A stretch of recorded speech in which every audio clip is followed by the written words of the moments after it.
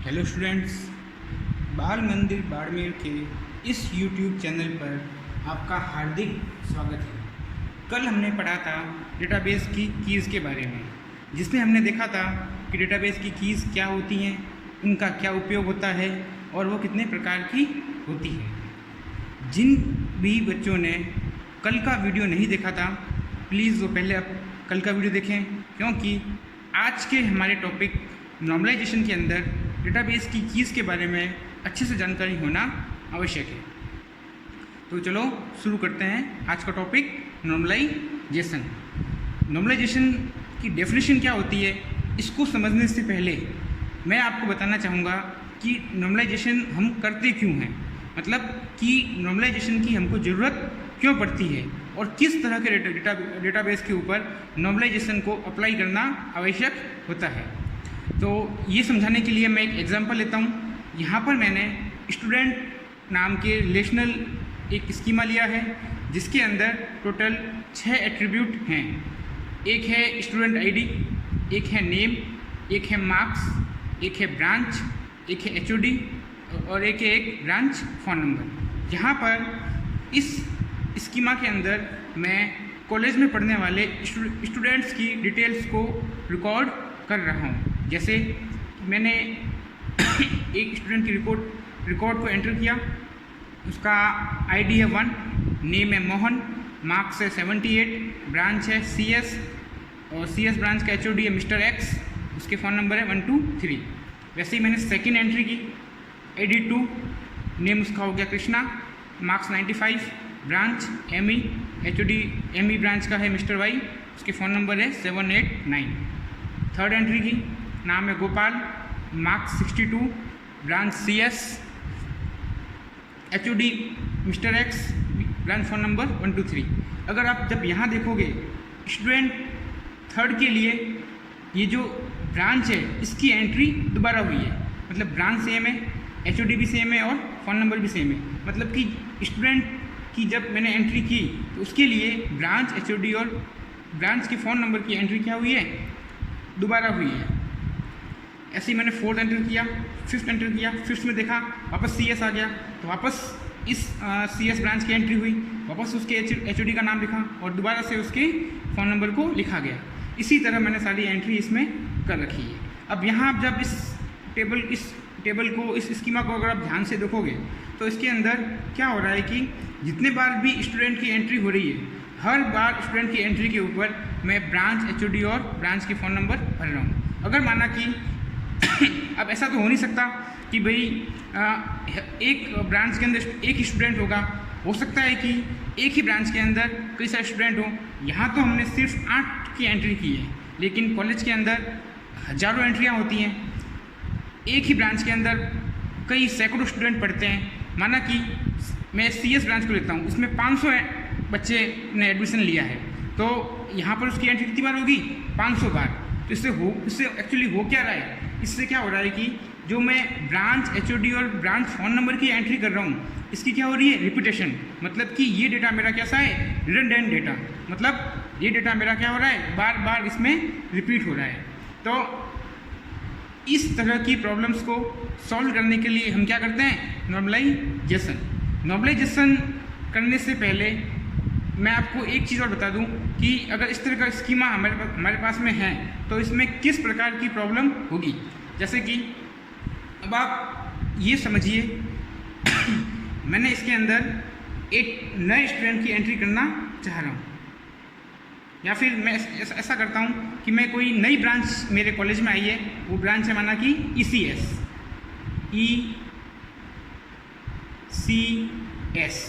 मुझे सिर्फ, और इस ECS ब्रांच के अंदर एक भी ऐसा स्टूडेंट नहीं है जो एनरोल हुआ है। तो मुझे बताइए, क्या मैं इस स्कीमा के अंदर इस ECS ब्रांच की एंट्री को कर सकता हूँ? चलो एक बार चेक करते हैं। यहाँ पर इस स्कीमा बता दूँ कि SID है, ये एक हमारी क्या है, प्राइमरी की है। प्राइमरी की क्या होती है, ये सब आप सब लोग जानते हैं। प्राइमरी की कैसी होती है, हमेशा नॉट नल और यूनिक, मतलब कि इस कॉलम के अंदर कोई भी डुप्लीकेट एंट्री नहीं होगी और कोई भी वैल्यू खाली नहीं रह सकती है। अब जैसे कि मैंने आपको बताया ECS मेरी ब्रांच है, इस ECS ब्रांच की मुझे इस रिलेशन के अंदर एंट्री करनी है, तो मुझे बहुत ज़रूरी है कि साथ में स्टूडेंट की एंट्री भी मैं करूं, क्योंकि अगर मैं स्टूडेंट की एंट्री नहीं करूंगा तो मैं इस ब्रांच को इस रिलेशन के साथ में नहीं जोड़ सकता हूं। क्यों? क्योंकि यहाँ पर ये मेरा प्राइमरी की वाला कॉलम है, इसके अंदर जब मैं कोई वैल्यू दूंगा तभी तो मैं यहाँ पर यहाँ पर नई ब्रांच भर सकता हूँ। अगर इस ब्रांच के अंदर कोई भी स्टूडेंट एनरोल नहीं हुआ है तो मैं इस ब्रांच को भी इसके अंदर जोड़ नहीं सकता हूँ। तो इस तरह की प्रॉब्लम को बोलते हैं हम इंसर्शन एनामोली। क्या बोलते हैं? इंसर्शन एनामोली, या हिंदी में कहूँ तो विसंगति। कैसी होगी? इंसर्शन विसंगति। इसी तरह इसके साथ में डिलीशन और अपडेशन की भी विसंगति आती है। कैसे? चलो समझते हैं। हम पहले बात करते हैं अपडेशन विसंगति की। अपडेशन विसंगति की हम एक बार इसी स्कीमा को दोबारा से देखते हैं, चेक करते हैं कैसे होगी ये। देखिए यहाँ पर मैंने एक छोटा सा स्कीमा लिया है जिसमें मैंने 8 रिकॉर्ड की एंट्री कर रखी है। अब एक्चुअली में तो ऐसा होता नहीं है, एक्चुअली में तो किसी स्कीमा के अंदर, किसी रिलेशन के अंदर हजारों एंट्री होती है। तो एक बार हम इसी में से चेक करते हैं। इसमें मैंने CS की, जैसे मैं बात करता हूँ तो CS की एंट्री में कितनी बार की है? 3 बार। अब माना कि CS का जो HOD है वो बदल गया, वो मिस्टर X से मिस्टर A हो गया। क्या हो गया? मिस्टर X से क्या हो गया? Mister A। तो मुझे क्या करना पड़ेगा? इस CS ब्रांच के HOD को चेंज करना पड़ेगा।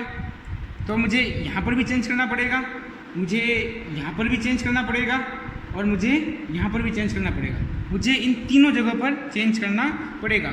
और अगर गलती से मैं यहाँ मैंने चेंज कर दिया, यहाँ मैंने चेंज कर दिया और मैंने यहाँ चेंज नहीं कर पाया, तो CS ब्रांच के ही HOD की अलग अलग वैल्यूज़ को शो करेगा। तो हम ये डिसाइड करना मुश्किल हो जाएगा कि CS ब्रांच के एक्चुअल HOD कौन है, मिस्टर X है या मिस्टर A है। तो इस तरह की विसंगति हमारे सामने आ सकती है इस तरह के रिलेशनल स्कीमा के अंदर।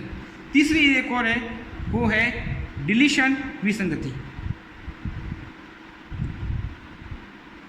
डिलीशन एनामोली या विसंगति।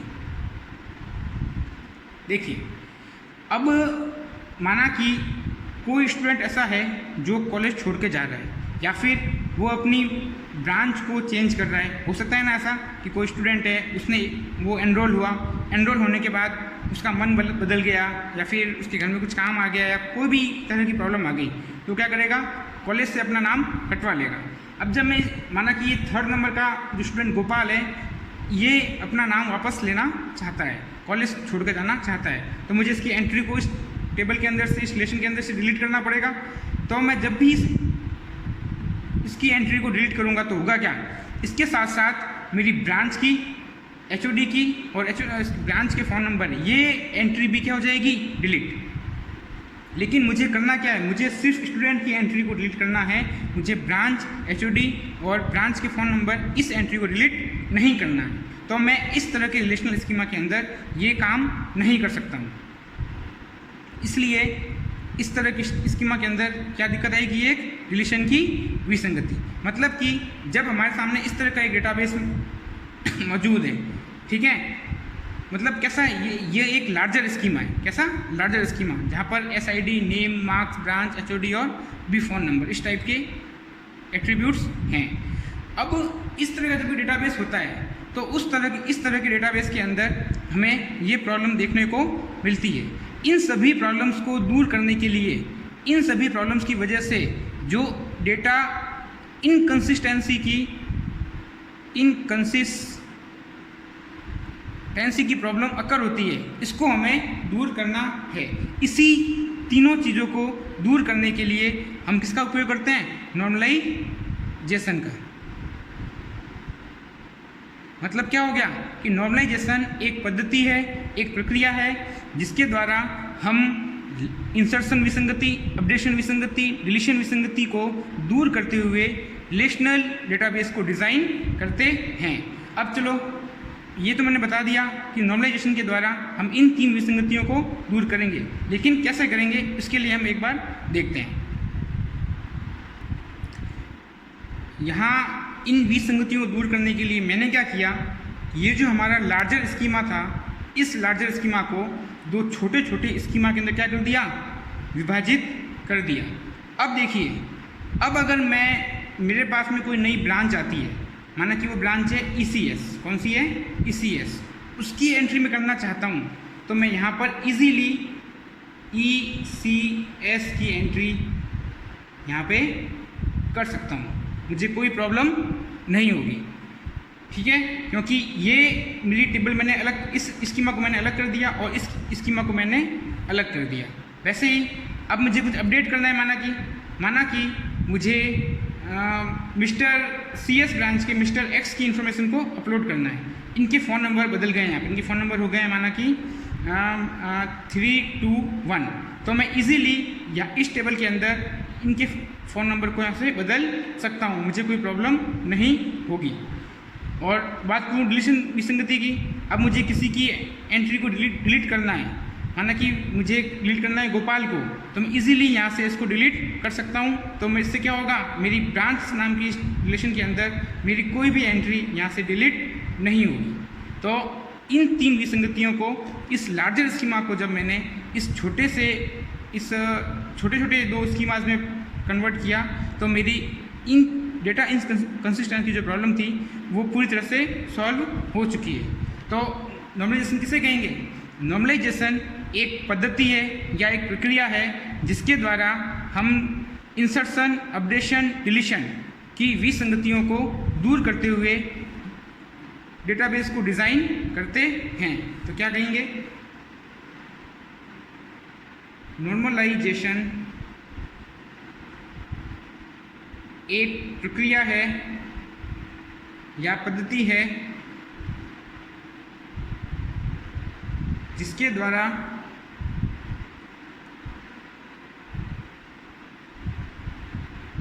डेटाबेस की विसंगतियां, कौन सी विसंगतियां? इंसर्शन, अपडेशन, डिलीशन को दूर करते हुए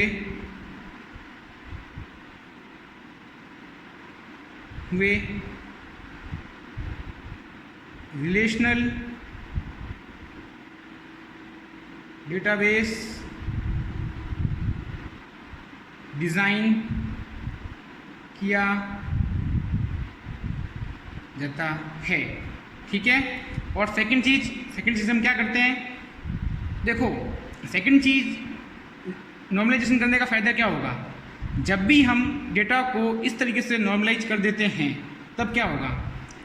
मुझे यहाँ जब हमारे पास में जब लार्जर स्कीमा था, हमारे पास में जब एक बड़ा स्कीमा था, यहाँ पर मैं ब्रांच की एंट्री और उसके HODs की एंट्री, फॉर्मर की एंट्रीज को बार बार कर रहा था। लेकिन यहाँ पर हमने क्या किया? यहाँ पर हमने 2 रिलेशनल स्कीमा को बदल दिया। यहाँ इसको, जैसे यहाँ PK है और ये क्या है, हमारी फॉरेन की है। आप समझते हो ना, फॉरेन मतलब प्राइमरी की और फॉरेन की क्या होती है? ये हमारी मेन ब्रांच टेबल है, इस टेबल का एक कॉलम ब्रांच जो यहाँ पर शो हो रहा है, मतलब कि इस टेबल से रेफरेंस कहाँ जा रहा है? इस कॉलम के पास में। ये मैंने आपको कल बताया था कि फॉरेन की क्या होती है। अगर किसी को नहीं समझ में आई हो तो प्लीज़ कल वाला वीडियो देखें। तो फॉरेन की के माध्यम से हमने इन दोनों टेबल्स को जोड़ दिया। ठीक है। इससे फ़ायदा क्या हुआ कि जो एंट्री मैं यहाँ पर बार बार डुप्लीकेट एंट्री कर रहा था, CS की, IT की, वो मुझे बार बार डुप्लीकेट एंट्री करने की ज़रूरत नहीं है। इससे क्या होगा? इससे हमारा डेटाबेस के अंदर रिडंडेंसी कम होगी और मेमोरी की भी बचत होगी। तो इसलिए हम क्या करते हैं? नॉर्मलाइजेशन। चलो अब आगे बढ़ते हैं। नॉर्मलाइजेशन की टोटल 5 फॉर्म होती हैं, उसको हम धीरे धीरे सॉल्व करना शुरू करते हैं। किस तरीके से हम फर्स्ट फॉर्म से बढ़ते हुए 5th फॉर्म तक पहुंचते हैं, उसको हम देखते हैं। First normal form. जब भी हम नॉर्मलाइजेशन के प्रोसेस को शुरुआत करते हैं तो उसका फर्स्ट प्रोसेस होता है फर्स्ट नॉर्मल फॉर्म। अगर कोई डेटाबेस फर्स्ट नॉर्मल फॉर्म के अंदर भी नहीं होता तो उसको बहुत ही बुरा डेटाबेस कहा जाता है। ठीक है, देखिए, तो फर्स्ट नॉर्मल फॉर्म को सीखने से पहले हम पहले इसकी कुछ शर्तों को जान लेते हैं। फर्स्ट नॉर्मल फॉर्म की 3 बेसिक शर्तें होती हैं। पहली शर्त ये होती है कि प्रत्येक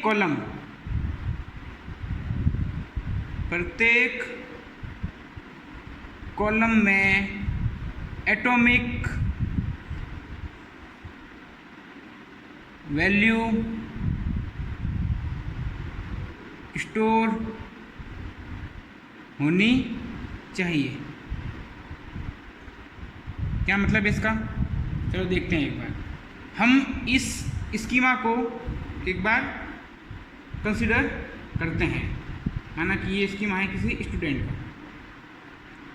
ओके, देखिए यहाँ पर इस स्कीमा के अंदर 3 एट्रीब्यूट्स हैं, रोल नंबर, नेम और सब्जेक्ट। यहाँ पर अगर हम सब्जेक्ट वाला कॉलम देखते हैं तो इसके अंदर 2 एंट्री हो रखी है, मतलब कॉमा सेपरेटेड वैल्यू है। जैसे कि सब्जेक्ट हिंदी भी है और इंग्लिश भी है, यहाँ जावा भी है, C++ भी है, यहाँ चलो एक ही है बायोलॉजी, यहाँ पर मैथ्स भी है और फिजिक्स भी है। जब भी इस तरह का डेटाबेस होता है तो हमारी फर्स्ट नॉर्मल फॉर्म की फर्स्ट कंडीशन क्या बोलती है कि प्रत्येक कॉलम के अंदर एटॉमिक वैल्यू स्टोर होनी चाहिए। इस तरीके से कॉमा सेपरेटेड एक कॉलम के अंदर एक से अधिक वैल्यू स्टोर नहीं होनी चाहिए। दूसरी कंडीशन हमारी क्या कहती है कि प्रत्येक कॉलम के अंदर प्रत्येक कॉलम में उसी डोमेन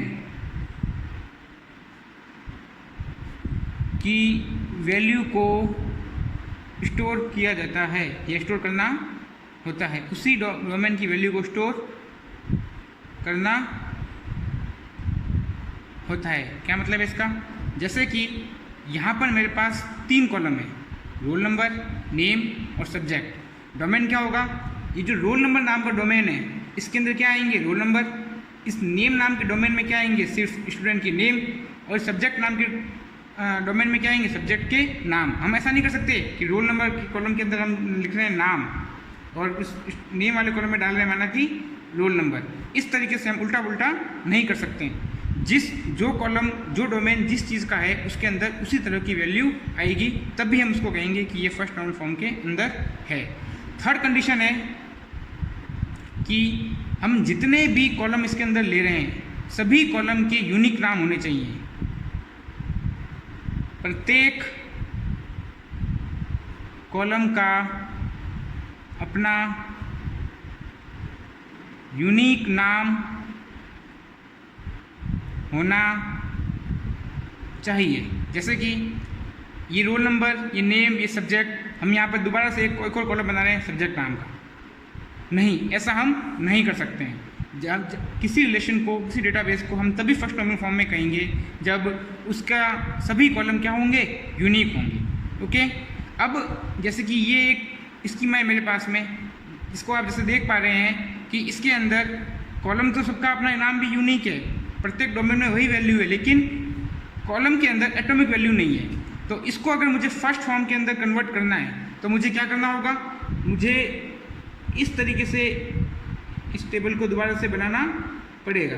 जैसे कि मैंने बनाया रोल नंबर, नेम और सब्जेक्ट। ये हो गया रोल नंबर, ये हो गया नेम, ये हो गया सब्जेक्ट। अब यहाँ पर जो जिस स्टूडेंट का रोल नंबर 101 है, इसका नाम महेश है, उसके बाद 2 सब्जेक्ट है, हिंदी और इंग्लिश। तो इसकी एंट्री को मुझे अलग अलग करना पड़ेगा। कैसे? रोल नंबर 101, नेम इसका हो गया महेश और सब्जेक्ट है इसका हिंदी। अब इंग्लिश के लिए मुझे दोबारा करना पड़ेगा 101, नाम महेश, सब्जेक्ट हो गया इसका इंग्लिश। ऐसे ही इसके लिए 102, आकाश, सब्जेक्ट जावा, 102, आकाश, सब्जेक्ट C++। 103 निधि, सब्जेक्ट है इसका बायोलॉजी। 104 राजू, सब्जेक्ट हो गया एक मैथ्स। 104 राजू और सब्जेक्ट हो गया इसका फिजिक्स। अब आप देखोगे तो किसी भी कॉलम के अंदर एक से अधिक वैल्यू नहीं है, हर एक कॉलम के अंदर अपनी एटॉमिक वैल्यू है। अब इस रिलेशन को एक बार हम चेक करते हैं, क्या ये फर्स्ट फॉर्म में है। हमारी पहली कंडीशन है ये, प्रत्येक कॉलम में एटॉमिक वैल्यू स्टोर होनी चाहिए। प्रत्येक कॉलम एटॉमिक वैल्यू है, मतलब कि हमारी ये फर्स्ट कंडीशन इसके अंदर क्या होती है, ट्रू होती है। सेकंड, प्रत्येक कॉलम में उसी डोमेन की वैल्यू को स्टोर करना होता है। रोल नंबर का नाम का जो कॉलम है इसमें रोल नंबर नाम के डोमेन स्टोर किए, ठीक है। नेम का जो डोमेन है इसमें नेम स्टोर हुए हैं, सब्जेक्ट का जो डोमेन है इसमें सब्जेक्ट स्टोर हुए। तो हमारी सेकंड कंडीशन भी क्या होती है, ट्रू। प्रत्येक थर्ड क्या है, प्रत्येक कॉलम का अपना यूनिक नाम होना चाहिए, प्रत्येक कॉलम का अपना यूनिक नाम है। तो ये भी हमारी कंडीशन ट्रू हो गई। तो अब हम कह सकते हैं कि ये जो रिलेशन है हमारा फर्स्ट नॉर्मल फॉर्म में है। अब आगे बढ़ते हैं, अब देखते हैं सेकंड नॉर्मल फॉर्म, उसमें क्या होता है। सेकंड नॉर्मल फॉर्म, नॉर्मलाइजेशन किया, सेकंड प्रोसेस है सेकंड नॉर्मल फॉर्म, डेटाबेस को सेकंड नॉर्मल फॉर्म में कन्वर्ट करना। अब फर्स्ट नॉर्मल फॉर्म की तरह ही सेकंड नॉर्मल फॉर्म की भी कुछ शर्तें होती हैं। उनमें से पहली शर्त होती है रिलेशन आर का या किसी रिलेशन का फर्स्ट नॉर्मल फॉर्म में होना आवश्यक है। मतलब कोई रिलेशन अगर फर्स्ट नॉर्मल फॉर्म में ही नहीं है तो वो डायरेक्ट हम उसको सेकंड नॉर्मल फॉर्म में कन्वर्ट नहीं कर सकते।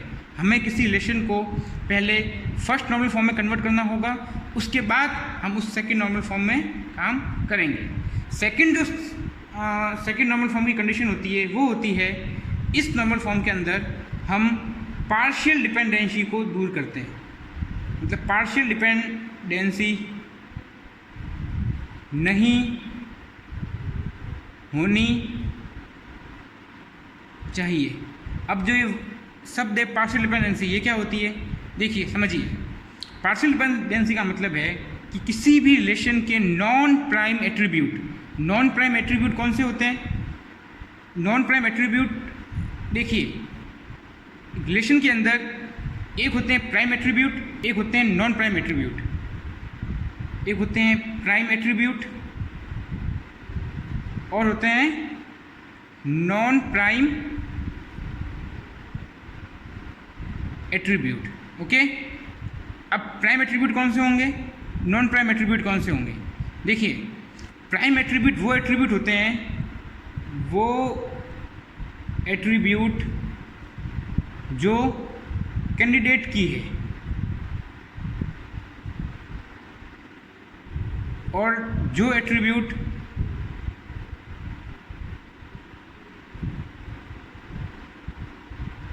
कैंडिडेट की नहीं है वो क्या होंगे हमारे नॉन प्राइम एट्रीब्यूट। जैसे कि मैं इस रिलेशन की बात करता हूँ, इस रिलेशन के अंदर ओनली फॉर स्टूडेंट आईडी ही ऐसा कॉलम है जो रिकॉर्ड को यूनिकली आइडेंटिफाई कर सकता है।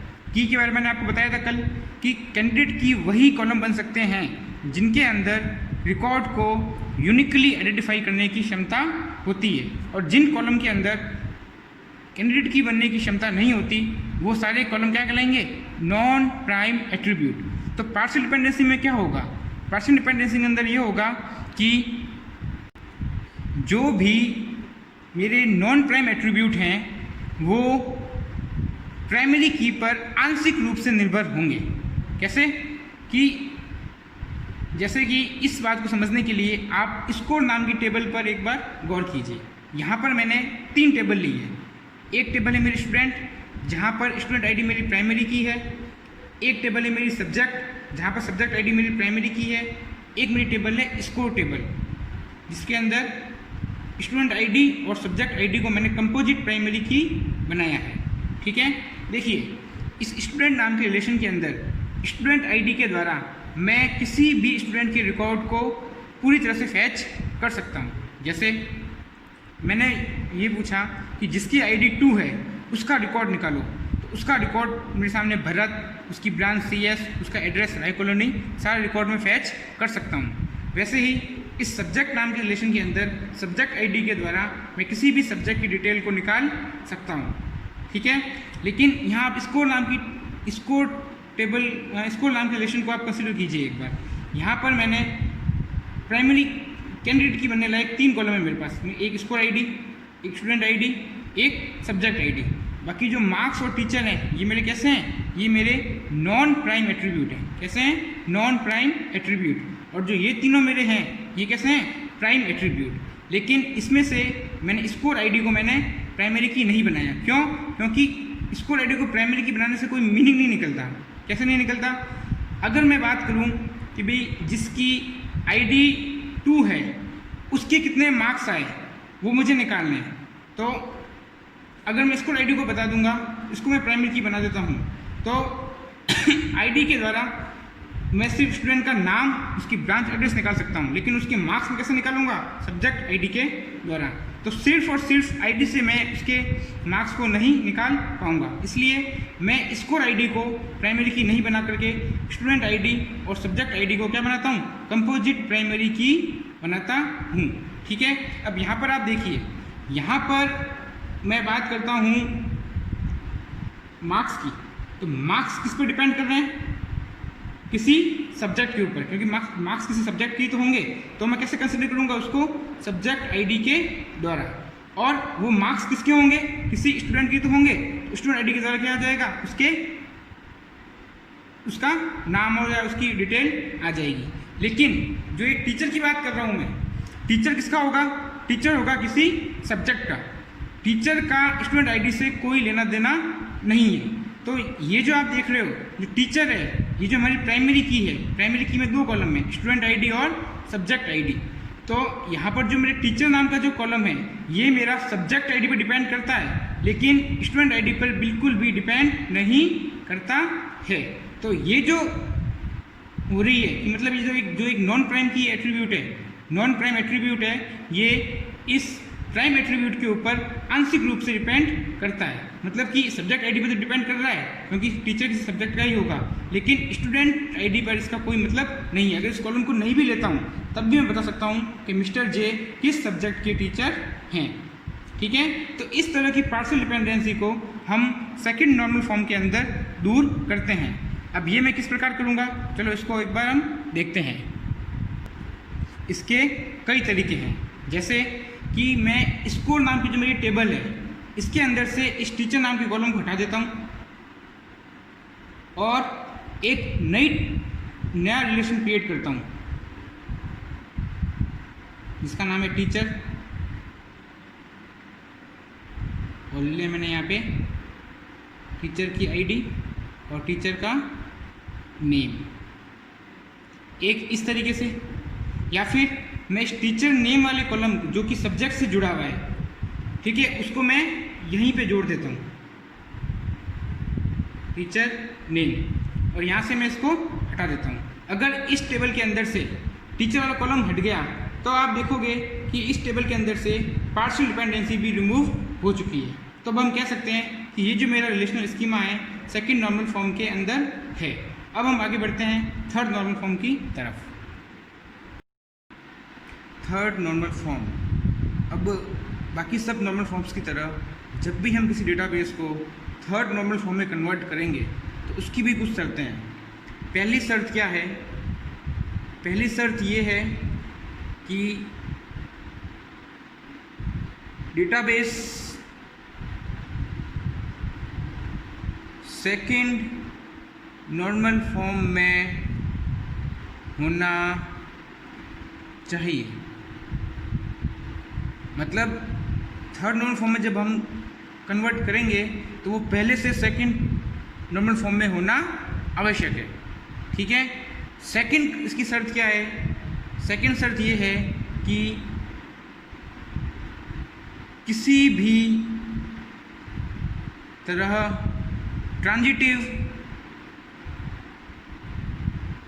ट्रांजिटिव डिपेंडेंसी नहीं होनी चाहिए। अभी शब्द आया ट्रांजिटिव डिपेंडेंसी, ये क्या होती है, चलो देखते हैं एक बार। ट्रांजिटिव डिपेंडेंसी का मतलब है कि किसी भी रिलेशन के अंदर कोई भी मेरा नॉन प्राइम एट्रीब्यूट, क्या बोला मैंने, non prime attribute. Non prime attribute समझते हो ना, कि वो सारे एट्रीब्यूट जो कैंडिडेट की बनने के लायक नहीं होते हैं। तो ट्रांजिटिव डिपेंडेंसी में क्या होगा कि कोई भी मेरा नॉन प्राइम एट्रीब्यूट किसी भी नॉन प्राइम एट्रीब्यूट को डिटरमाइंस नहीं करेगा, ये होती है ट्रांजिटिव डिपेंडेंसी। ट्रांजिटिव डिपेंडेंसी क्या बोला मैंने, कि कोई भी नॉन प्राइम एट्रीब्यूट किसी भी नॉन प्राइम एट्रीब्यूट को डिटरमाइंस नहीं करेगा, ये होती है ट्रांजिटिव डिपेंडेंसी। चलो एक एग्जाम्पल थ्रू देखते हैं। ये मैंने वही टेबल ली है जो मैंने सेकंड नॉर्मल फॉर्म में ली थी, एक स्कोर टेबल, स्टूडेंट टेबल और सब्जेक्ट टेबल। अब इसमें मैंने क्या किया है, मैंने यहाँ पे जो स्कोर नाम की टेबल है, स्कोर टेबल, इसमें 2 नए कॉलम एक्स्ट्रा ऐड कर दिए हैं, एग्ज़ाम नेम और टोटल मार्क्स। जैसे आप देख सकते हो बाकी सब कॉलम सेम है, एक एग्ज़ाम नेम और टोटल मार्क्स जो मैंने 2 नए कॉलम इसके अंदर ऐड किए हैं। देखिए अब यहाँ अगर आप इसको ध्यान से देखो तो एग्ज़ाम नेम, देखो एग्ज़ाम क्या होता है कि आप जैसे कॉमर्स स्टूडेंट हो, आप लोग जानते हो कि कई सब्जेक्ट आपके थ्योरी सब्जेक्ट हैं और कई सब्जेक्ट ऐसे हैं जिसमें प्रैक्टिकल एग्ज़ाम भी हैं। जैसे कि आपका कंप्यूटर का एग्ज़ाम, कंप्यूटर एग्ज़ाम में आपके थ्योरी के नंबर अलग होते हैं, प्रैक्टिकल के नंबर अलग होते हैं। आपने हाफ ईयरली एग्ज़ाम दिया होगा, उसमें आपने देखा होगा कि 30 नंबर थे आपके प्रैक्टिकल के और 40 नंबर थे आपके थ्योरी के। आपका जब हाफ ईयरली एग्ज़ाम हुआ तो उसमें कंप्यूटर का जो पेपर था वो 40 नंबर का हुआ था, है ना। तो वैसे ही यहाँ पर जो मैं 2 कॉलम लिए हैं, एग्ज़ाम नेम और टोटल मार्क्स। अब टोटल मार्क्स कितने होंगे ये डिपेंड करता है एग्ज़ाम नेम के ऊपर, ठीक है। जैसे कि फिजिक्स, केमिस्ट्री, बायोलॉजी के एग्ज़ाम, इनमें प्रैक्टिकल एग्ज़ाम भी होते हैं और उनके थ्योरी एग्ज़ाम भी होते हैं। वहीं अगर बात करूँ हिंदी इंग्लिश की, तो हिंदी इंग्लिश के अंदर कोई भी प्रैक्टिकल एग्ज़ाम नहीं होता है। जहाँ हिंदी का एग्ज़ाम 100 नंबर का होगा, इंग्लिश का एग्ज़ाम 100 नंबर का होगा, वहीं बायोलॉजी, फिजिक्स और केमिस्ट्री इनके एग्ज़ाम कुछ 70 नंबर के आसपास होते हैं। तो जो हमारे टोटल मार्क्स होंगे वो किस पर डिपेंड करेंगे, एग्ज़ाम नेम के ऊपर। अब यहाँ पर ध्यान देने की बात ये है कि एग्ज़ाम नेम ये भी हमारा एक नॉन प्राइम एट्रीब्यूट है और जो टोटल मार्क्स है ये भी एक नॉन प्राइम एट्रीब्यूट है, ठीक है। और जो ये नॉन प्राइम एट्रीब्यूट इस किसी दूसरे नॉन प्राइम एट्रीब्यूट के ऊपर डिपेंड करता है। इसका मतलब इस टेबल के अंदर हमारी ट्रांजिटिव डिपेंडेंसी है। इसका मतलब ये रिलेशन हमारा थर्ड नॉर्मल फॉर्म के अंदर नहीं है, ठीक है। तो थर्ड नॉर्मल फॉर्म के अंदर हम इसी ट्रांजिटिव डिपेंडेंसी को दूर करते हैं। तो चलो देखते हैं इसको हम कैसे सॉल्व करेंगे, ओके। अब हम इसको देखें तो हमारी स्टूडेंट टेबल, यहाँ कोई भी ट्रांजिटिव डिपेंडेंसी नहीं है। हमारी सब्जेक्ट टेबल, यहाँ पर भी किसी तरह की कोई ट्रांजिटिव डिपेंडेंसी नहीं है। सिर्फ और सिर्फ इस एक कॉलम के अंदर हमारी इस एक रिलेशन के अंदर हमारी ट्रांजिटिव डिपेंडेंसी है, सिर्फ इन 2 कॉलम्स की वजह से। तो हम क्या करते हैं, इस टेबल को ब्रेक कर देते हैं। कैसे हम करते हैं, इसको एक बनाएंगे स्कोर नाम की table, score ID, student ID, subject ID, marks और एक कॉलम हो जाएगा हमारा एग्ज़ाम नेम, ठीक है।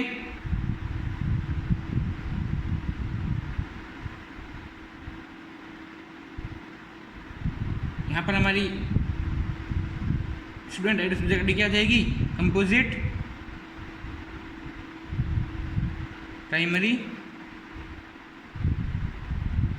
की, ठीक है। ये हमारी होगी स्कोर टेबल। इसमें से हमने 2 कॉलम एग्ज़ाम नेम और टोटल मार्क्स हटा दिए। अब हम बनाते हैं एक एग्ज़ाम टेबल।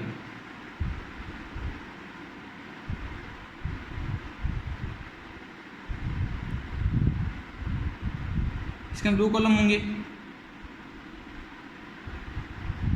एग्ज़ाम नेम और टोटल मार्क्स,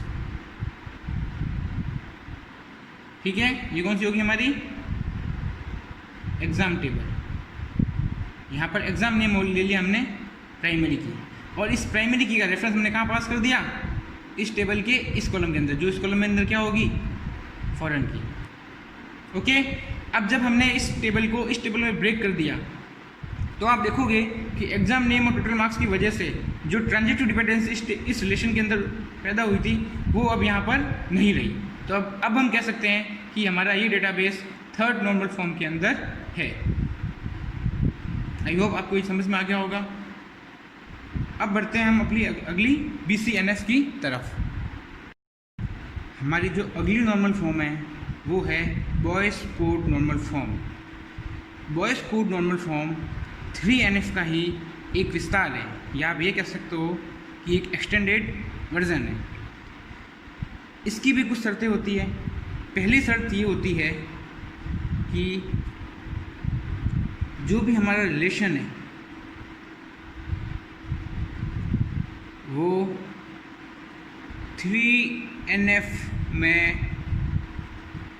होना चाहिए।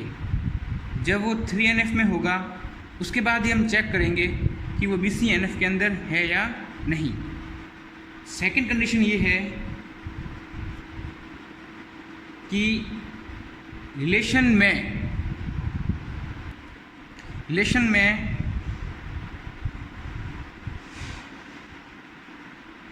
प्रत्येक फंक्शनल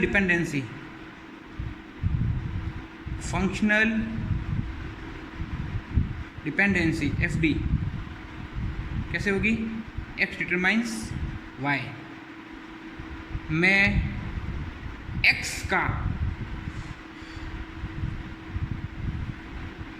सुपर की होना आवश्यक है।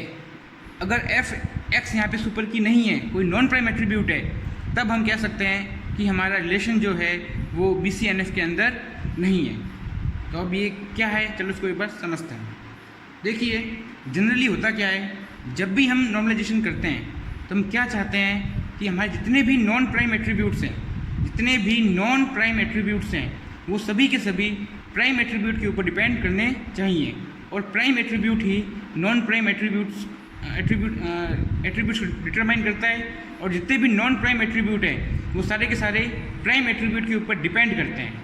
ठीक है, तो तब हम उसको कहेंगे फुली फंक्शनल डिपेंडेंसी, और हम नॉर्मलाइजेशन के अंदर इसी फुली फंक्शनल डिपेंडेंसी को अचीव करना चाहते हैं।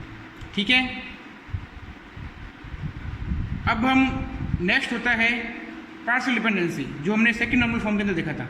वहाँ क्या हुआ था, वहाँ नॉन प्राइम एट्रीब्यूट आंशिक रूप से प्राइम एट्रीब्यूट्स के ऊपर डिपेंड करते हैं, और ट्रांजिटिव डिपेंडेंसी में क्या देखा था कि जितने भी कोई भी नॉन प्राइम एट्रीब्यूट किसी और नॉन प्राइम एट्रीब्यूट को डिटरमाइन कर रहा होता है, या कोई नॉन प्राइम एट्रीब्यूट किसी नॉन प्राइम एट्रीब्यूट के ऊपर ही डिपेंड करता है। ठीक है, तो अब देखो एक एग्जाम्पल को जरिए इसको समझते हैं। ये हमने एक स्टूडेंट एनरोल टेबल नाम का एक रिलेशन देखा है। ठीक है, इसके अंदर STD ID और सब्जेक्ट ID दोनों मिलाकर मैंने क्या बनाई है, कंपोजिट प्राइमरी की। ओके, अब देखिए अगर आप इस रिलेशन को ध्यान से देखते हो तो आप ये पाओगे कि एक ही सब्जेक्ट के मल्टीपल टीचर्स हैं। जैसे कि यहाँ जावा को ABC नाम के टीचर भी पढ़ाते हैं, और जावा को LMN नाम के टीचर भी पढ़ाते हैं। ठीक है, वहीं पर C++ इसके भी 2 टीचर हैं, एक C++ को PQR पढ़ाते हैं और एक C++ को XYZ पढ़ाते हैं। ठीक है, तो इस तरीके से ये हो रहा है। अब यहाँ पे अगर एक ही सब्जेक्ट का एक टीचर ही होता तो क्या होता कि टीचर डिपेंड करता है सब्जेक्ट के ऊपर।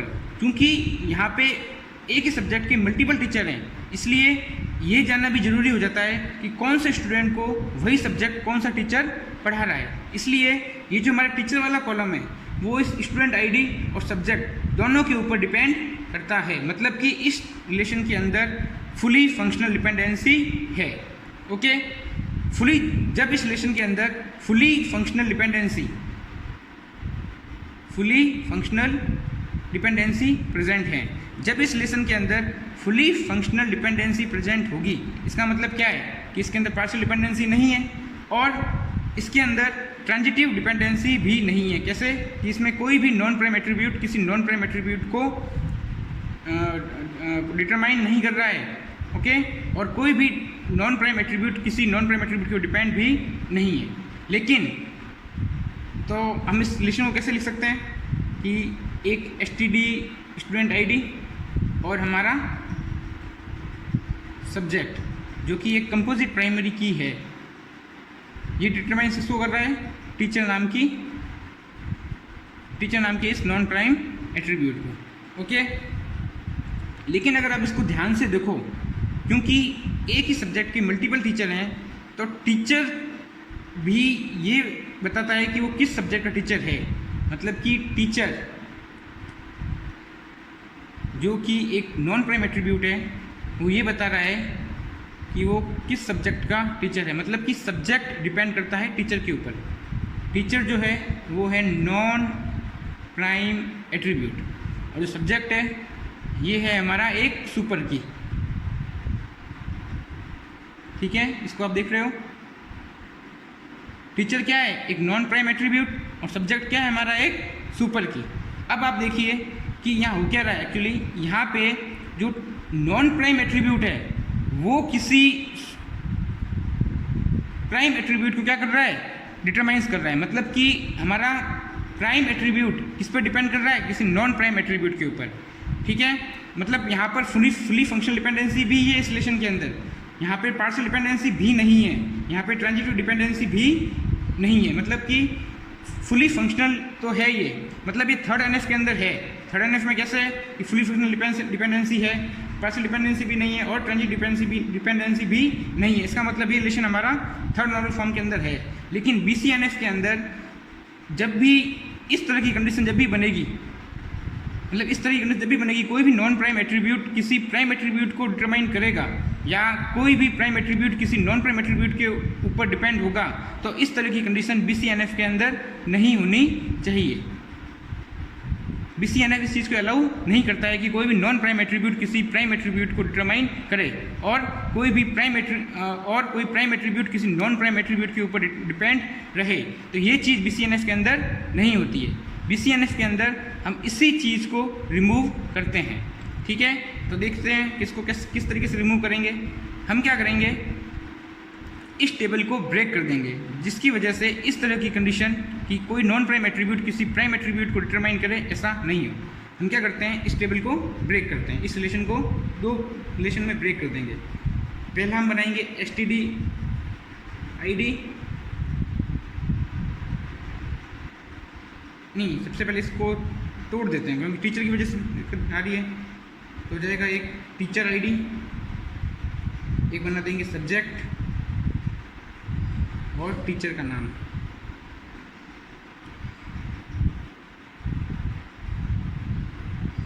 ओके। ये जाएगी हमारी टीचर नाम का रिलेशन। एक हम बनाएंगे स्टूडेंट आईडी, उसके साथ में जोड़ देंगे ये टीचर आईडी, जो यहाँ पर क्या होगा, फॉरेन की।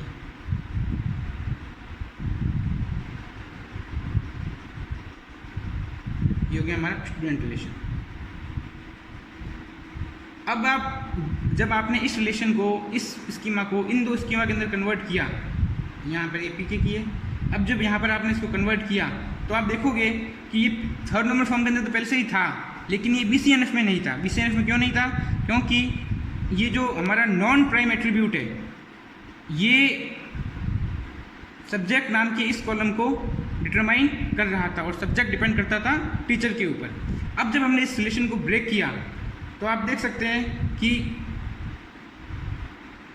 टीचर नाम का रिलेशन अलग बन गया, स्टूडेंट का रिलेशन अलग बन गया। अब कौन से स्टूडेंट को कौन से टीचर पढ़ाएगा वो यहाँ के आईडी से डिसाइड हो जाएगा और ये चीज़ अलग हो गई। तो अब हम देखेंगे कि ये रिलेशन हमारा बीसीएनएफ के अंदर है। यहाँ पर कोई भी नॉन प्राइम एट्रीब्यूट किसी भी प्राइम एट्रीब्यूट को डिटरमाइन नहीं करता है, ठीक है। तो ये हमारा क्या हो गया, बीसीएनएफ। चलो अब एक बार हम इन सभी चारों नॉर्मल फॉर्म को उसका एक ब्रीफ इंट्रोडक्शन देख लेते हैं। फर्स्ट थी हमारी फर्स्ट नॉर्मल फॉर्म, जहाँ हमने क्या किया था, यहाँ हम क्या करते हैं कि प्रत्येक फील्ड में सिंगल या कोई एटॉमिक वैल्यू होनी चाहिए। बताया था मैंने कि मतलब हर कॉलम के अंदर कोई भी कॉमा सेपरेटेड वैल्यू नहीं होगी, सिंगल वैल्यू ही हर कॉलम के अंदर जाकर स्टोर होगी। सेकंड, प्रत्येक कॉलम में स्टोर्ड वैल्यू उसी डोमेन की होनी चाहिए। ठीक है, डोमेन से क्या मतलब है कि मतलब जिस कॉलम के अंदर जो वैल्यू आ रही है हमें उसी वैल्यू को उसके अंदर इंसर्ट करना है। जैसे कि नेम वाला कॉलम है तो वहाँ पर सिर्फ नेम आएंगे, वहाँ पर मार्क्स नहीं आएंगे, और वैसे ही मार्क्स वाले कॉलम में सिर्फ मार्क्स आएंगे, वहाँ पर नेम नहीं आएगा। मतलब प्रत्येक डोमेन में उसी डोमेन की वैल्यू होनी चाहिए। थर्ड था, टेबल के सभी कॉलम का नाम यूनिक होना चाहिए। ऐसा नहीं है कि आप टेबल के अंदर 5 कॉलम बना रहे हो जिसमें से किसी 2 कॉलम का नाम सेम ही है, तो सेम कॉलम नहीं होना चाहिए। जब ये 3 कंडीशन सेटिस्फाइड करेगा तभी हम कहेंगे कि हमारा रिलेशन फर्स्ट नॉर्मल फॉर्म के अंदर है। बाद में है सेकंड नॉर्मल फॉर्म। यहाँ हमने कहा पहली शर्त क्या थी कि रिलेशन का फर्स्ट नॉर्मल फॉर्म में होना जरूरी है। फर्स्ट नॉर्मल फॉर्म में होगा उसके बाद ही हम उसको सेकंड नॉर्मल फॉर्म में कन्वर्ट करेंगे।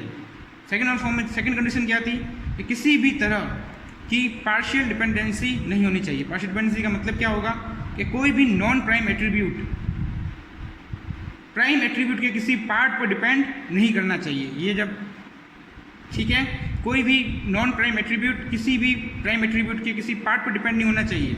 ये होती है हमारी partial dependency. Second normal form के अंदर हम इसी पार्शियल डिपेंडेंसी को दूर करते हैं, मतलब हम हर एक नॉन प्राइम एट्रीब्यूट को प्राइम एट्रीब्यूट के ऊपर फुली डिपेंडेंट बनाते हैं सेकंड नॉर्मल फॉर्म के अंदर। बाद में आती है थर्ड नॉर्मल फॉर्म। यहाँ हम क्या करते हैं, यहाँ पहली कंडीशन क्या है कि किसी भी रिलेशन का सेकंड नॉर्मल फॉर्म में होना क्या है, जरूरी। उसके बाद ही हम थर्ड एनएफ को चेक करते हैं। अब थर्ड एनएफ में होता है क्या, सेकंड कंडीशन कि उसमें ट्रांजिटिव डिपेंडेंसी नहीं होनी चाहिए। ट्रांजिटिव डिपेंडेंसी का मतलब क्या होता है कि कोई भी नॉन प्राइम एट्रीब्यूट्स किसी भी नॉन प्राइम एट्रीब्यूट को डिटरमाइन नहीं करेगा, और कोई भी नॉन प्राइम एट्रीब्यूट किसी भी नॉन प्राइम एट्रीब्यूट के ऊपर डिपेंड भी नहीं होगा। थर्ड नॉर्मल फॉर्म के अंदर हम इसी ट्रांजिटिव डिपेंडेंसी को दूर करते हैं। नेक्स्ट है हमारा BCNF। BCNF की कंडीशन क्या है, पहली कंडीशन ये है कि रिलेशन का थर्ड एनएफ में होना जरूरी है। ठीक है, और सेकंड कंडीशन क्या है कि प्रत्येक फंक्शनल डिपेंडेंसी में, मतलब किसी भी रिलेशन के अंदर किसी भी FD के अंदर x का सुपर की होना जरूरी है। ठीक है, यहाँ पर x एक हमारा क्या है, एक प्राइम एट्रीब्यूट है।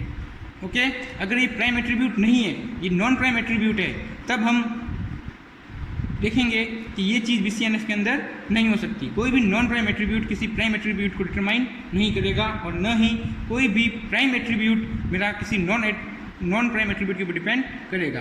तो ये है हमारा BCNF। आई होप आपको ये नॉर्मलाइजेशन का टॉपिक समझ में आया होगा। आशा करता हूँ कि ये आप अच्छे समझ गए होंगे। अगर नहीं भी समझ में आता है तो इस वीडियो को 2-3 बार देखें, आपको जरूर समझ में आ जाएगा। अगर फिर भी कोई प्रॉब्लम रहती है तो आप मुझे बताएं, मैं आपकी प्रॉब्लम्स को दूर करूँगा। धन्यवाद।